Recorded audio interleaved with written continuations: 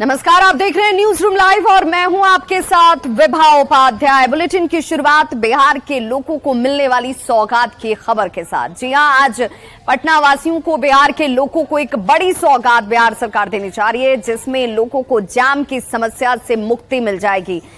राजधानी पटना को भीषण जाम से छुटकारा मिलने वाला है। गायघाट से पीएमसीएच तक गंगा पथ और लोहिया पथ का सीएम नीतीश कुमार आज शाम उद्घाटन करने वाले हैं और इसे लेकर पटना में जो लोग जाम की परेशानी से जूझ रहे थे, घंटों का वक्त होने लग जाता था, वो दूरी अब कम होने वाली है। गंगा पथ की तस्वीर आप देख रहे हैं, जहां पर 3 मिनट में गायघाट से आप पीएमसीएच तक पहुंच जाएंगे, जिसमें घंटों वक्त लग रहा था। जाम से लोगों को लोहिया पथ 2 फेज जिसका उद्घाटन आज मुख्यमंत्री करने वाले हैं, वहां पर भी राहत मिलने जा रही है और ऐसे में इसका लंबा इंतजार बिहार वासियों ने किया है। तस्वीरें इस वक्त आपके सामने टीवी स्क्रीन पर। 2 उद्घाटन के बाद दोनों पथ पर गाड़ियां जो है वो फर्राटा भरती हुई नजर आएंगी। जेपी गंगा पथ के एक बड़े हिस्से में परिचालन शुरू होने और लोहिया पथ 2 के शुरू होने से लोगों को पटना सिटी की तरफ अगर जाना है तो वहां बहुत सहूलियत मिलने वाली है। 2 तस्वीरें इस वक्त जहां टीवी स्क्रीन पर देख रहे हैं। पहली तस्वीर पीएमसीएच से गायघाट तक गंगा पर 5 किलोमीटर के एलिवेटेड सड़क की, जो कि इंतजार कर रही थी यहाँ की जनता की। बहुत जल्द इसका उद्घाटन जो है मुख्यमंत्री की तरफ से होगा और यहाँ पर आवाजाही एक बार शुरू हो जाएगी तो लोगों को वक्त की बचत होगी। वो सौगात आज मिलने जा रही है। ये तस्वीरें बताने के लिए काफी हैं कि लोगों के लिए ये इंतजार जो है वो कितना लंबा खिंचा और अब जब उन्हें ये सौगात मिलेगी तो उसकी खुशी लोगों के चेहरे पर साफ झलकती हुई।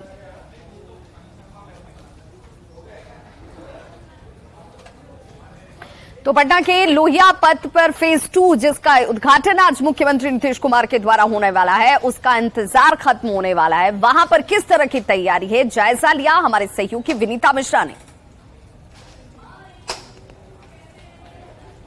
हड़ताली मोड़ लोहिया पथ चक्र फेज 2 का आज मुख्यमंत्री नीतीश कुमार उद्घाटन करने वाले हैं और इस पुल के उद्घाटन होने के बाद लोगों को जाम से निजात मिलेगा।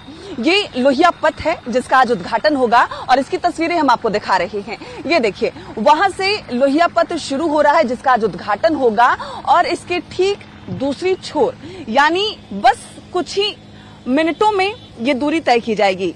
1 मिनट भी इस लोहिया पथ को पार करने में नहीं लगेगा। ये लोहिया पथ का जो एंड है वो है, यानी उधर से नेहरू पथ से होते हुए ये जो रास्ता है वो अब आसान हो जाएगा और आज से उद्घाटन के बाद से हड़ताली मोड़ लोहिया पथ चक्र पर 8 लेन में गाड़ियां फर्राटे भरती हुई नजर आएंगी। बिहार म्यूजियम से अटल पथ तक कई लेनों में एक साथ बिना सिग्नल के वाहनों का परिचालन भी कुछ दिन में हो जाएगा।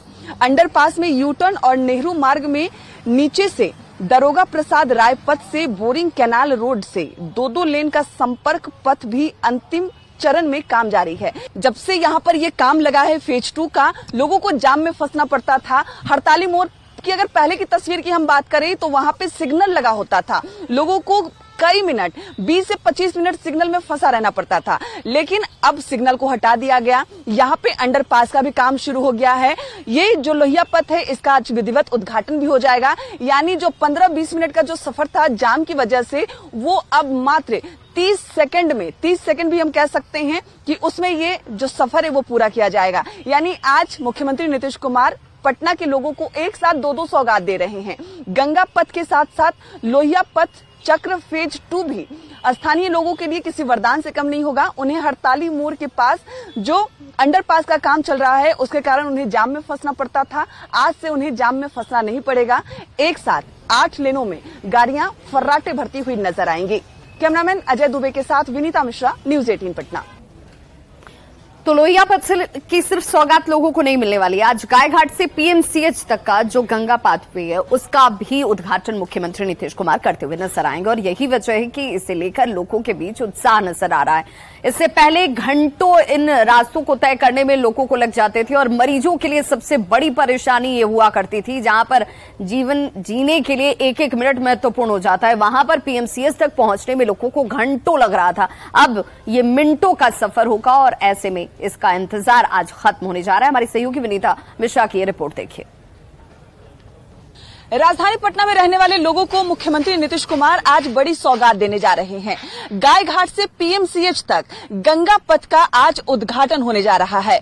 शाम 4 बजे इसका विधिवत उद्घाटन होगा और इस गंगा पथ के उद्घाटन के बाद गाय घाट से पीएमसीएच की दूरी जो पहले घंटों में तय होती थी, अब मिनटों में ये दूरी तय की जाएगी। साथ ही साथ अशोक राजपथ पर जो अधिक दबाव था, जाम की समस्या थी, उससे भी जो लोग हैं उसे निजात मिलेगा। और अभी इस वक्त जो समय हो रहा है लगभग 8 बज रहे हैं और अभी हम आपको दिखाते हैं कि कैसे जो पहले 8 बजे अगर गायघाट से हम पहुंचते थे, पीएमसीएच जाते थे तो लगभग 9, साढ़े 9, 10 भी बजते थे, लेकिन अब बस कुछ मिनटों में हम पहुंचेंगे और हम अब सीधे गायघाट से पीएमसीएच जाएंगे और देखिए कुछ क्षणों में हम पीएमसीएच की जो दूरी है, जो सफर है वो तय कर लेंगे। ये जो गंगा पथ बनाया गया है पहले फेज के तहत 20.5 किलोमीटर गंगा पथ को तैयार करना है और इसके तहत अगर हम बात करें 12.5 किलोमीटर यानी दीघा से गायघाट तक की जो दूरी है वो तय कर ली गई है। आज शाम इसका विधिवत उद्घाटन भी मुख्यमंत्री नीतीश कुमार कर देंगे और ये जो दूरी है बिल्कुल अब मिनटों में पूरी की जा रही है। हालांकि अभी जगह जगह सीसीटीवी कैमरे लगा दिए गए हैं, स्पीड लिमिट भी लगा दी गई है, यानी इस जो सड़क है इस सड़क पर आप गाड़ी 60 से 80 से ज्यादा नहीं चला सकते, लेकिन 60 से 80 चलाने के बाद भी आप जो घंटों का सफर था वो मिनटों में अब पूरा कर पाएंगे। हम बैठ गए हैं और ये देखिए गाड़ियों की जो रफ्तार है, आराम से अगर भी हम चलते हैं तो बहुत ही कम समय में ये दूरी हम पूरी कर सकते हैं। और उद्घाटन के लिए जो गंगा पथ है उसको बिल्कुल तैयार भी किया गया है। तिरंगे लाइट से इस गंगा पथ को सजाया गया है, जगह जगह झंडे लगाए गए हैं और सारी तैयारी लगभग पूरी कर ली गई। 2 लेन में ये गंगा पथ है, 1 लेन का ही आज उद्घाटन हो रहा है, दूसरा लेन भी लगभग कंप्लीट है। थोड़ा बहुत पिचिंग का काम बाकी है और जानबूझकर उसको रखा गया है क्योंकि आगे दीदारगंज तक इस गंगा पथ को जाना है और दीदारगंज तक जब जाएगा और काम चल रहे हैं, ऐसे में जो कारीगर होंगे, जो उनके सामान होंगे, सेगमेंट होंगे, उसे ले जाने के लिए एक पथ को अभी सुरक्षित रखा गया है। गायघाट से और पीएमसीएच के बीच जो गंगा पथ का आज उद्घाटन होगा, अशोक राजपथ पर भी अधिक जो जाम का दबाव है उससे अशोक राजपथ को निजात मिलेगा और जो डबल डेकर पुल का निर्माण वहां हो रहा है उसमें भी तेजी आएगी। मेट्रो का निर्माण भी वहां होना है और साथ ही साथ जो लोग थे जो गायघाट से पीएमसीएच तक का सफर तय करते थे, अब उन्हें भी जाम में नहीं फंसना होगा। बिल्कुल शानदार सड़क जो गंगा पथ बनाया गया है देख सकते हैं आप, और इन सड़कों पर सफर करते हुए गायघाट से पीएमसीएच का जो सफर है, जो पहले लगभग 2 घंटे भी अगर हम कहें तो गलत नहीं होगा, अब मिनटों में तय किया जाएगा।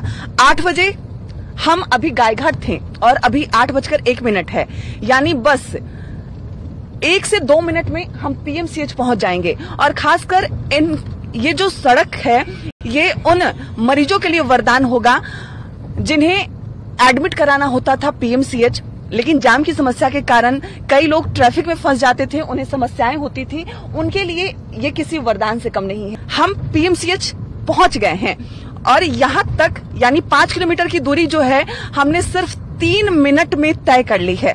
पीएमसीएच और गायघाट की जो दूरी है, जो लगभग 1.5 से 2 घंटे लग जाते थे जाम के कारण, दूरी तो इतनी नहीं थी, सिर्फ 5 किलोमीटर की दूरी है, लेकिन सिर्फ 2 मिनट में ये दूरी हमने तय कर ली है। और यहां तक जो गंगा पथ है वो आज उद्घाटन होगा और पीएमसीएच तक तो पहले से उद्घाटन हो चुका था और आज घंटों की दूरी मिनटों में पूरी कर ली गई। जो गायघाट से लोग शहर की ओर आते हैं, जो पीएमसीएच इन्हें आना होता है, उनके लिए भी ये सड़क किसी वरदान से कम नहीं होगा।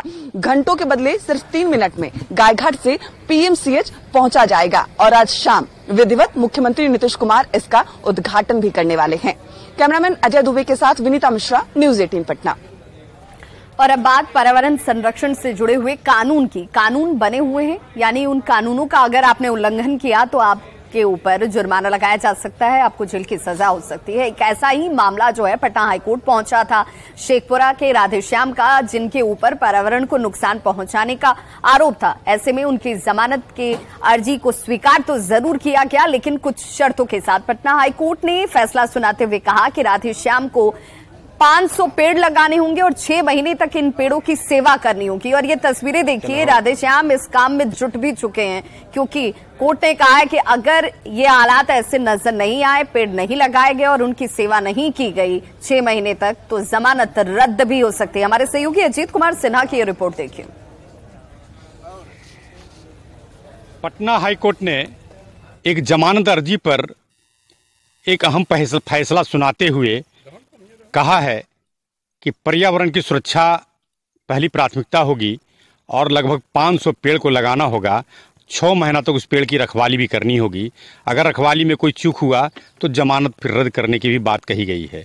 अभी हम शेखपुरा के ये शेखोपुर सराय इलाके में हैं, जहां एक स्टोन चिप्स में जो क्लियर होना चाहिए था, एक लाइसेंस मिलता है पर्यावरण का, उसका उल्लंघन का आरोप है, जिस पर एक FIR हुआ था शेखपुरा थाना में 2018 में। उसी पर जमानत अर्जी पर सुनवाई हाईकोर्ट में हुई है और हाईकोर्ट ने जमानत अर्जी को स्वीकार किया है और जमानत दिया है। अभी हम हैं राधेश्याम जी, जो चीफ से का काम करते हैं, जिस पर केस भी हुआ था, जमानत मिला है। इन लोगों द्वारा बड़े पैमाने पर पर्यावरण का देखभाल किया जा रहा है, वृक्षारोपण भी की जा रही है।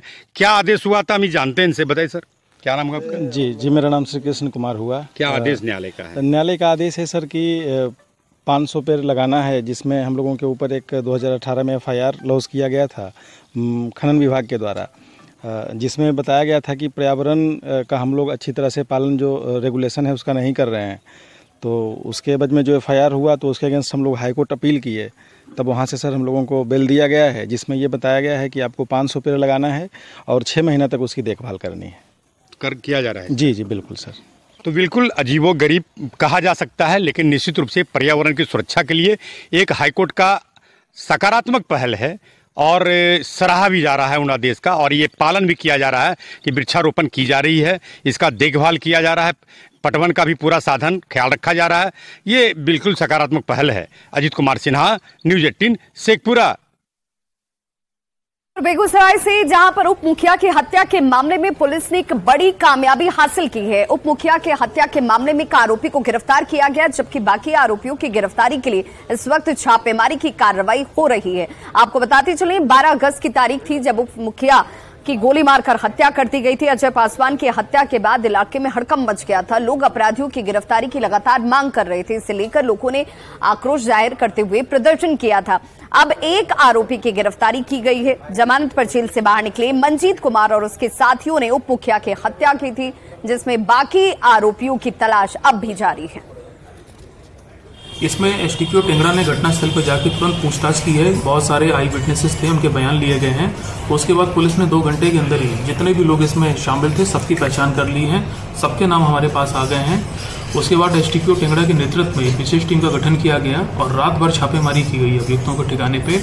और इसमें कल रात में ही हम लोगों ने एक अभियुक्त जो घटना में उस समय शामिल था उसकी गिरफ्तारी पुलिस ने कर ली है, और जो अन्य अभियुक्त हैं उनसे जुड़े करीब 6 लोगों को पुलिस ने डिटेन किया है। सबसे गहन पूछताछ इस समय की जा रही है।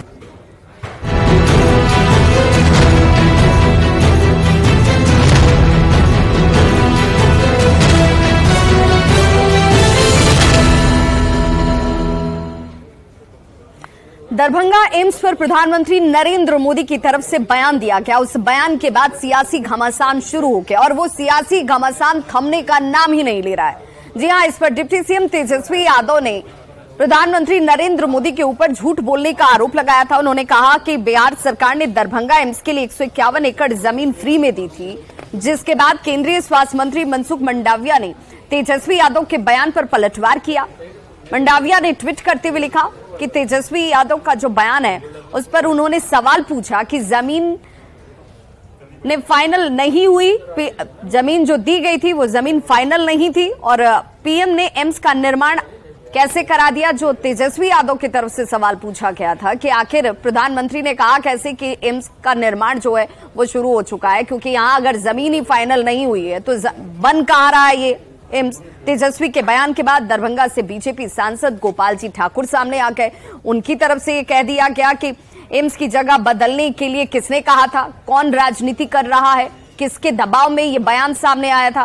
बीजेपी के पूर्व सांसद हुकुमदेव नारायण यादव ने भी अब आरोप लगा दिए हैं कि डीएमसीएच की जमीन पर सत्ता पक्ष से जुड़े हुए लोगों का कब्जा, और यही वजह है कि सरकार इससे कब्जा नहीं हटवा सकती है और इस वजह से राजनीति इस रूप में की जा रही है। दरभंगा एम्स पर हो रही सियासत के बीच इलाके की जनता, पब्लिक ये पूछ रही है कि क्या दरभंगा में एम्स का निर्माण होगा या नहीं होगा।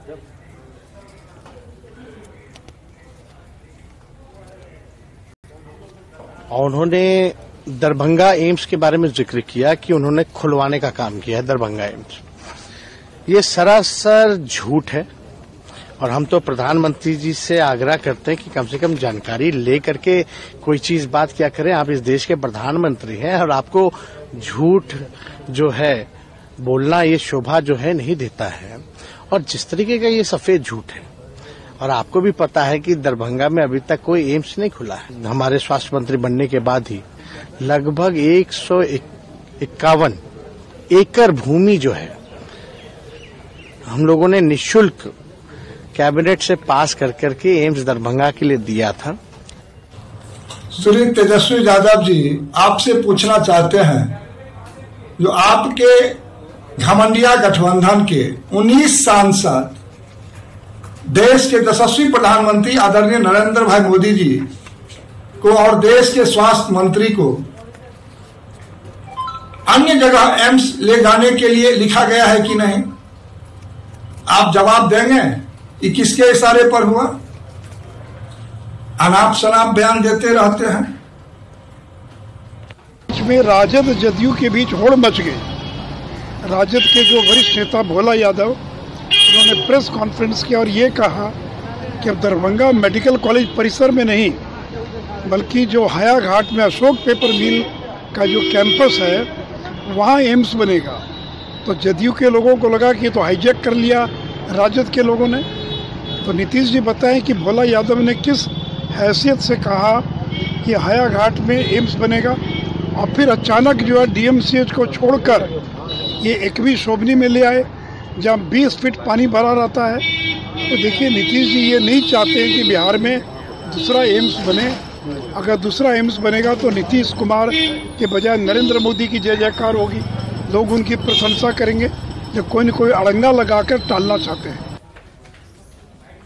और ऐसे में ये जानना बहुत जरूरी है कि आखिर ये मामला क्या है जिस पर इस कदर सियासत छिड़ी हुई है। एक दूसरे के ऊपर आरोप और प्रत्यारोप किए जा रहे हैं, एक एक बयान जो है एक दूसरे के ऊपर गंभीर तरीके से लगाए जा रहे हैं। तो आपको बताते चलें कि 19 सितंबर 2020 को दरभंगा में एम्स के निर्माण की स्वीकृति दी गई थी, जिसके बाद लोगों को ये उम्मीद जगी कि यहां पर एम्स का निर्माण होगा और मरीजों के लिहाज से जिन लोगों को बाहर जाकर इलाज कराना पड़ता था उनके लिए बड़ी सुविधा होगी। सीएम नीतीश ने दरभंगा एम्स के लिए प्रधानमंत्री नरेंद्र मोदी को तब धन्यवाद कहा था। बिहार सरकार ने 3 नवंबर 2021 वो साल था जब एम्स के लिए पहली बार जमीन दी। बिहार सरकार ने जमीन की भराई के लिए 309 करोड़ रुपए की स्वीकृति भी दी।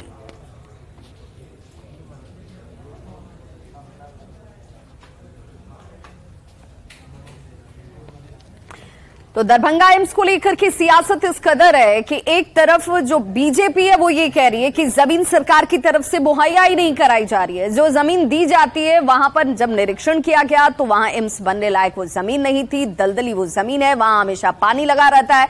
जबकि राज्य सरकार ये कह रही है कि 151 एकड़ जमीन निःशुल्क दी गई थी, लेकिन कोई ना कोई वजह बनाकर सियासत करते हुए इस पर निर्माण नहीं किया जा रहा।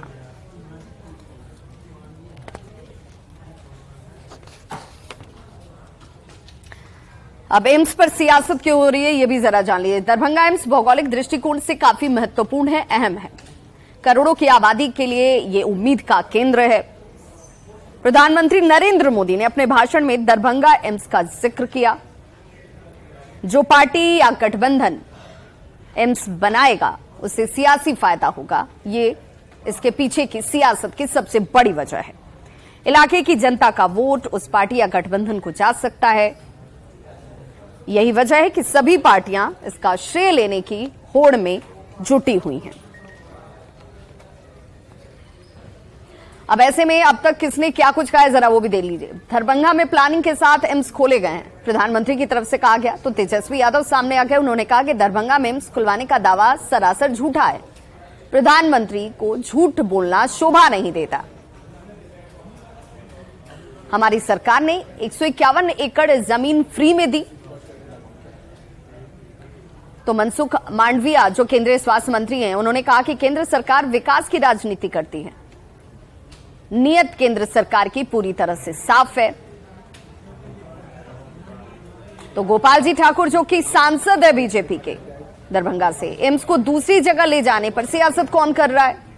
जल संसाधन मंत्री संजय झा कहते हैं कि दरभंगा एम्स के लिए बिहार सरकार ने मुफ्त में जमीन दी है। मिट्टी भराई के लिए 309.29 एकड़ करोड़ की स्वीकृति जो है वो राज्य सरकार की तरफ से है। केंद्र की सहमति मिलते ही काम शुरू हो जाएगा। तो हुकुमदेव नारायण यादव पूर्व बीजेपी सांसद, ये एम्स यूपी में होता तो कब का बनकर तैयार हो गया होता, ये कह रहे हैं।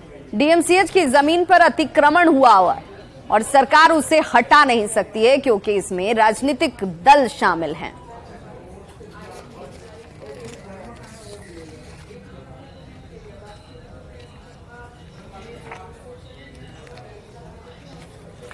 तो दरभंगा एम्स को लेकर केंद्र और राज्य की राजनीति, आरोप प्रत्यारोप एक दूसरे के ऊपर कहीं ना कहीं इसका श्रेय लेने की होड़ जो नजर आती है। इस बीच दरभंगा की जनता जो है वो परेशान है, वो असमंजस की स्थिति में। वो ये कह रही है कि निर्माण होगा या नहीं होगा ये भी कोई बताने वाला नहीं है। ये भी बता दीजिए, साफ कर दीजिए कि क्या दरभंगा में एम्स बनेगा या नहीं बनेगा।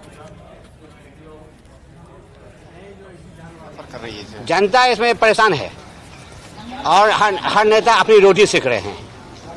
इसलिए दरभंगा को एम्स चाहिए, चाहे शहर में हो, चाहे एनएच में हो, चाहे जहीं भी हो, लेकिन जनता को एम्स चाहिए। अगर एम्स नहीं मिलता है तो दरभंगा के लिए दुर्भाग्य की बात है। इतना सारा होने के बाद, यहाँ ऑफिस खुल जाने के बाद, यहाँ डायरेक्टर आ जाने के बाद, उसके बाद दरभंगा में एम्स नहीं खुलता है तो दरभंगा के लिए दुर्भाग्य की बात है। राजनीतिक भू माफिया, मेडिकल माफिया, इन सब के लड़ाई के चक्कर में अब वो भी धूमिल होने जा रहा कि एम्स बनेगा कि नहीं बनेगा, जबकि यहाँ एम्स ऑलरेडी डायरेक्टर नियुक्त हो गया।